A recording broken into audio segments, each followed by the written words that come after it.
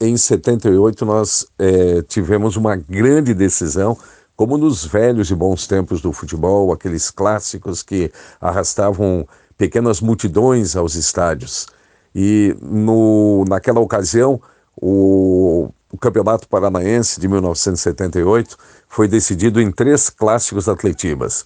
Há de se louvar, primeiro, naquela época, praticamente 50 mil torcedores em cada jogo, em cada atletiba. E os 3 terminaram 0-0 nos tempos normais, né, como determinava o regulamento de então.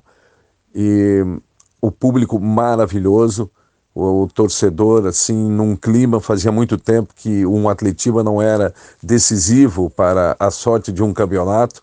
Tecnicamente diziam que o Atlético era melhor preparado, dirigido pelo Jedi Lameiro. Já o Coxa tinha um goleiro excepcional, que era o Manga, que é um capítulo à parte nessa decisão.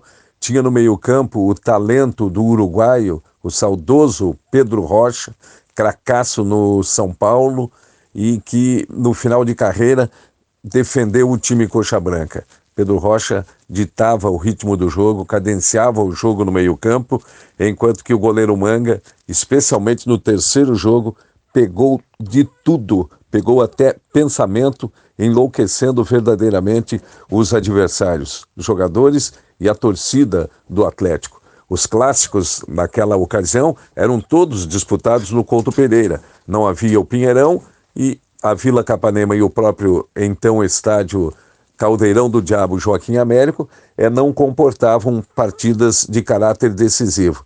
Então, com todo esse público praticamente numa final de 150 mil torcedores, o que é maravilhoso, é um registro que deve sempre ser feito para o futebol do Paraná. Aí o Coxa sagrou-se campeão, vencendo por 4-1 nas penalidades máximas. Detalhe, Manga, o histórico goleiro, pegou naquela ocasião 2 penalidades máximas. O Curitiba teve um comportamento mais feliz no momento decisivo das cobranças dos pênaltis e conquistou assim o título de 1978.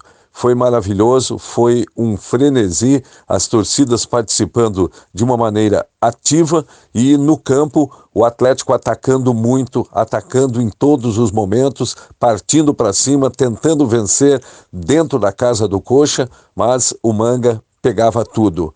O sistema defensivo do Curitiba era baseado no Cláudio Marques, experiente Cláudio Marques, que fazia ali o setor com o Eduardo Cachaca, o Eduardo que veio do Pinheiros para o Curitiba. Mas o uruguaio Manga foi a grande figura, aplaudido pelo Cláudio, aplaudido pelo Eduardo, pelo Pedro Rocha, enfim, pelos jogadores do Curitiba que sabiam que poderiam confiar nesse goleiro.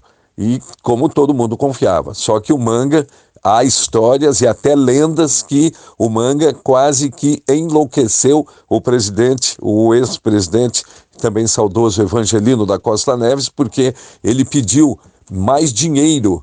Ele queria, além do seu salário, mais dinheiro para participar da decisão. Teria ameaçado até simular uma contusão e não participaria do terceiro atletiba decisivo daquela oportunidade. Conta a lenda que o Evangelino cedeu às pedidas, aos caprichos do goleiro Manga, deu a grana e o Manga, depois do jogo, abraçou o Evangelino e falou: vale a pena pagar o Manguinha, porque o Manguinha é certeza da conquista de título. E assim foi essa breve história, esse breve relato que eu faço da minha memória, daquele atletiba espetacular, da série de atletibas, né, espetaculares, com o Curitiba vencendo graças ao desempenho, especialmente do goleiro Manga, numa tarde de domingo que ficou marcado para sempre na história do futebol do Paraná e na minha memória como repórter esportivo. 40 anos de cobertura, especialmente através do rádio, fazendo dia a dia, fazendo jogos do Coxa, e este atletiba é o atletiba que mais me marcou, por isso eu faço este relato a seu pedido, meu caro Guilherme Mátaro. Um grande abraço, tudo de bom e viva o futebol do Paraná, como dizia o também sempre lembrado e saudoso Dirceu Greser, com quem dei os primeiros passos e iniciei a minha carreira no rádio esportivo. Valeu, um grande abraço, obrigado.